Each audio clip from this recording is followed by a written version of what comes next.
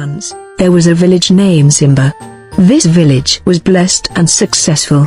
The people praised their gods so much that everyone believed their riches and good harvests came from these gods.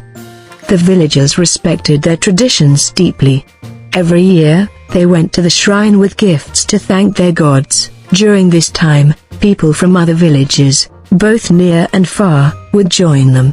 It was believed that during this Thanksgiving, whatever you asked of their gods would be given to you. Because of their faith and the blessings they received, Zimba earned much respect and admiration from other towns. Stories of how their gods blessed them spread across the land. One day, a group of strangers came to Zimba. They told the king about a greater god that would make him immortal. The king was very old and sick, and he liked the idea of not dying. So, he accepted this new god and announced it to the village. The strangers told him to destroy the shrine of the old gods because the two gods could not coexist. The shrine was destroyed, and the images of the old gods were taken away by the strangers. That very day, thunder struck, and a heavy rain fell. Tommy, a young man who served the old gods, cried out, saying it was an abomination. He warned the people not to worship the new god, saying it would only enslave them.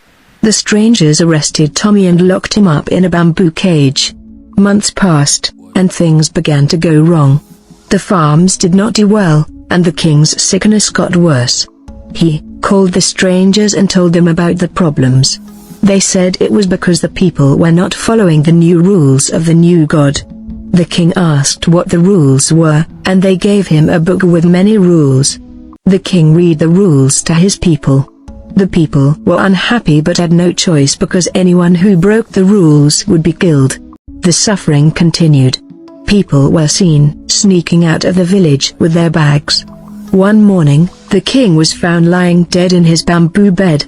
It was a sad day for the whole village. Who would speak for them now? The foreigners took over the village and enslaved the people, forcing them to follow the ways and rules of their god. When Tommy heard of the king's death, he cried out, saying, "If only the king had listened to the words of our gods. If only he believed in our own God's ways. If only he accepted that death comes to everyone. Now we are enslaved forever. Who will be our voice? Who will fight for us? Who will ask our gods to hear our cry? The king's wish for immortality has caged us forever." An African adage says, "A man who does not listen to his elders dances with death." The village of Zimba, once blessed and prosperous, fell into suffering and darkness, all because they abandoned their true gods.